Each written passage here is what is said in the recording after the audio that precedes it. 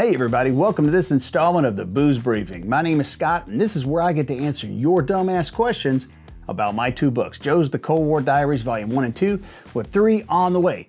Been cranking away on Volume 3. A lot of editing. I don't know. It's going to be tight. I'm definitely by the end of the year, hoping by the end of summer, but we will see. So hey, before we get started, give us a like, a share, a follow, a subscribe. Okay, come on, help us out. Remember, every book we sell helps raise money and awareness for who? American Gold Star mothers, right? And you can get them where? Amazon! That's right, you can get them on Amazon exclusively. So, email address above my head. Got a question about the books? Life in the 80s Army and the Cold War along the East German border. Shoot me your questions. Drink recommendations, always happy to have those. Hell yeah. And booze accessories, also a plus. Or just if you want to bitch, you want to complain, shoot me an email. I love it. Equal opportunity offender, as it were. So we do have a couple of interesting things today. One, we have 2 great questions, which I'm going to get to here shortly. We do have as you can see, if you've watched the show, you know this is my patented high-tech Joe's Liquor checklist. Pretty simple, pretty straightforward. There's probably only 3 bourbons in the world or 3 whiskeys in the world that would fail this test. At least according to me. But I'm adding a new entry to the list, which I don't do very often because I want to keep it simple. This is the Nutter Butter Dunk Test. You heard it right. I'll tell you the story on that in a second. Yeah, because it's kind of a funny story. But yeah, surprisingly an effective thing to do when you want to try to get a feel for something.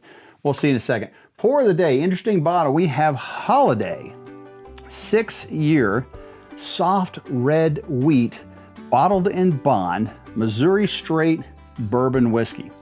And this is from Holladay Distillery out of Weston, Missouri, or Missouri if you're from Missouri. 1856, their original site. They're still using it. And let me open this up here and give you a little bit of a background on these guys. So I think it was Ben and Major David Holloway ended up in Weston, Missouri. As I give us a little pour here. And it was a meat slaughterhouse or something there on site. It turns out the limestone water spring there, the natural spring, was discovered by Lewis and Clark, I think in 1804. And they took it over and built a distillery there in 1856, and it's still in operation. I think they were the fifth licensed distiller, but right now I think they're the oldest operating distiller in the state of Missouri. Crazy story. Ben Holladay, and you notice the spelling, it's a little different than, going on holiday or taking a holiday. He was like a major entrepreneur, silver mines, saloons, like all kinds of stuff. And he also ran the stagecoaches from Missouri out to the West Coast. And they called him the Stagecoach King. And that became Wells Fargo Express. And later they got so big they bought Pony Express. This is back in the 1800s. Very, very cool story. And his name, the Holladay name, lives on still in the Holladay offerings from Holladay Distillery. So this is very cool. Now this is the soft red wheat. They do have a number of other offerings. This is 100 proof, so a little more bite than I'd prefer just for a sipping bourbon, but we're gonna let that sit for a second and yeah, we're gonna come back to it. By the way, challenge is still going on. We've got to get to 1,000 subscribers on Facebook or YouTube. It's probably gonna be Facebook because we're over halfway there. I think there's like 17 of you guys that follow me on Facebook or YouTube. Come on, you can do better than that. But if we get to 1,000, let me correct myself. When we fucking get to 1,000, I'm gonna eat this 1989 potatoes au gratin MRE side item that was in the bottom of my rucksack in 1989. Stored improperly for, what, 30 some odd years, 38 years, whatever it's been. So, yeah, give us a like, a share, a follow. You got a buddy who was in the Army back in the day or in the military back in the 80s? Send him a link to the channel. Say, hey, man, subscribe to this. The guy's going to eat this fucking old-ass MRE. Do it. Do it for your country. And American Gold Star mothers, of course. All right. So let's see here. Let's get the first question here. I know you are working on Joe's 3. This is from Sham Shield. Really? All right, I'll give you a pass on that, E4 Mafia. I know you're working on Joe's 3, and I can't wait for it. Will there be a Joe's 4? Well, can I finish 3 first? Possibly, it could be. Right now, I don't have any plans to do it, but I didn't have plans for 3 either. So, never going to say never. It's an awful lot of work, you know, that goes into this stuff. And I've only got so many stories. So I'm starting to incorporate more stories from my buddies as well, which is the only way that 4 might even be a thing. What I'm more excited about is the possibility of a Joe's card game, which I've been working on for the past couple of years, which I will, I will maybe talk about that maybe in a later episode, but not currently a plan, but I'm not going to say no, because you never know, right? All right, let's take a drink here. This is the Holladay, what is it? The Holladay Soft Red Wheat 6-year bottled in bond.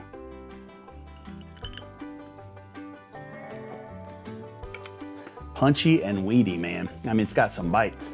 It's good though, man. I really like these wheated beers, or wheat beers too. I really love wheated bourbons.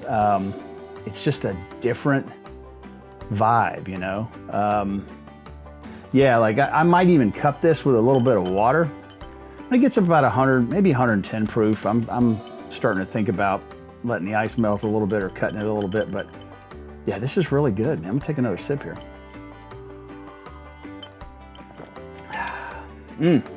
Yeah, I'm gonna get it, wait, I didn't do it properly. Yep.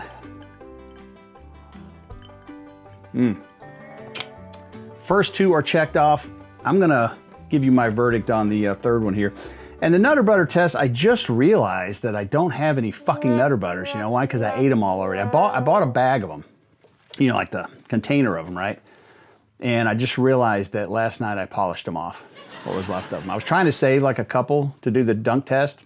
So yeah, all right, I'm gonna do it next time, but it's on the list for now. So now you know what's coming in the next episode, the Nutter Butter dunk test. It sounds gross, but I will tell you the story in the next episode, and we're gonna do the Nutter Butter dunk test.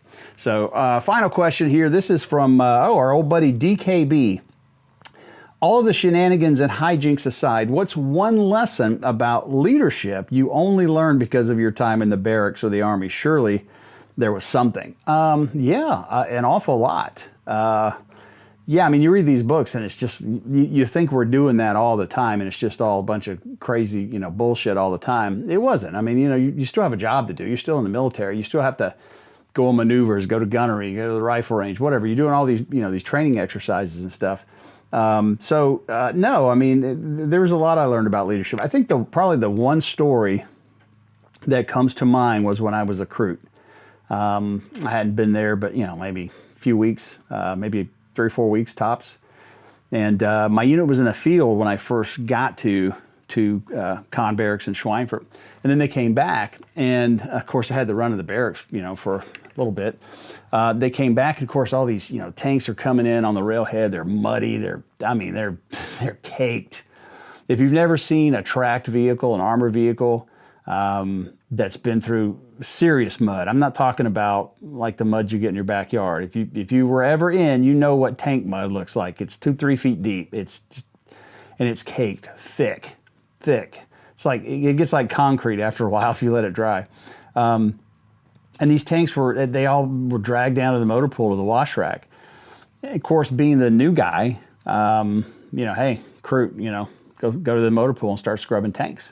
Because, you know, they've been out in the field. They're not going to do it right away. They're going to take a shower and get cleaned up and, you know, chill out for a second. And so I go down there and, you know, I've got the high pressure water hose and the scrub brushes, man. I'm knocking all this, dude. I mean, the whole motor pool floor is just caked with this mud, like not the motor pool, but the wash rack, just caked with mud. And it's raining, and I'm down there, and the rain's not going to knock it off. This isn't your car. Like, it gets a little mud on the sides, you know, the rain comes and washes it off. It's not like that. This is caked on, and it's pretty thick. I mean, you're getting mud clods off, you know, like this thick. And so I'm sitting there with my brush and this hose, and I'm scrubbing, and it's raining. I got my poncho on. I mean, I'm trying to stay semi-dry. Of course, it's failing miserably because I'm spraying water everywhere on top of the rain. And I hear this voice behind me, and I turn and I look, and it's this young lieutenant. And I won't mention his name, but yeah, he turned. He said, you know, hey, private, whatever. And I turn around. Of course, I see his, you know, he's a first lieutenant, so he's got the silver bar. I see that. Of course, I snap to, yes, sir. You know, I'm a raw recruit. I barely know my head from my own ass. And, you know, he's like, oh, you know, carry on as you were. And then I said, yes, sir. You know, he said, you're down here cleaning they got you down here on cleanup detail. I said, yes, sir. And he looked at it, and I was on like the second tank maybe, and there's 16 of them, you know, and I'm like, he's like, well, tell you what, you know, it's not going to get done. You know, you're not going to have time to do this, you know, today, not all these tanks. So you're probably going to need a little bit more help. Now I'm thinking he's going to go back to the barracks, you know, grab a couple of guys, send them down to, you know, help me. Dude, man, he just rolled up his sleeves and grabbed the brush, and he said, you spray, I'll scrub, and we'll rotate. And we sat there and cleaned the tanks. And, you know, he earned a lot of respect from me that day. He really did. And it was one of those things where, you know, as a young recruit, you know, you see any officer, it doesn't matter. You don't know how to act because you're an idiot, right? I mean, you haven't been around long enough to know the deal. So you're doing all this stuff. And here I'm thinking, this guy's not going to get out here and bust his ass with me, you know, scrubbing these tanks and the tracks and everything, getting everything GI'd and cleaned, squared away. He's, you know, and sure enough, that's what he did. So the lesson there, and I've tried to use that in my life, which is I'm never going to ask, you know, my employees, historically, I've never asked my employees to do something that I wasn't willing to do myself, that I haven't done myself, or that I'm willing to learn to do myself. And I always he embodied that for me, and that stuck. That lesson stuck with me, yeah, through the rest of my life. So let's give a final drink here. This is good. Holladay soft red wheat. Yeah,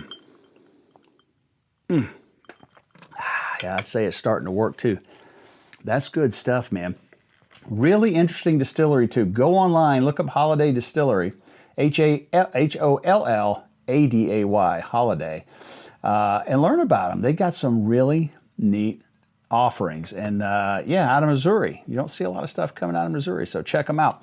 Yeah, so that's the booze briefing today. Remember, guys, keep your canteens full of whiskey, your bullshit, and overdrive, and make those future stories worth telling. Rampage, and we Pierce. Dismissed.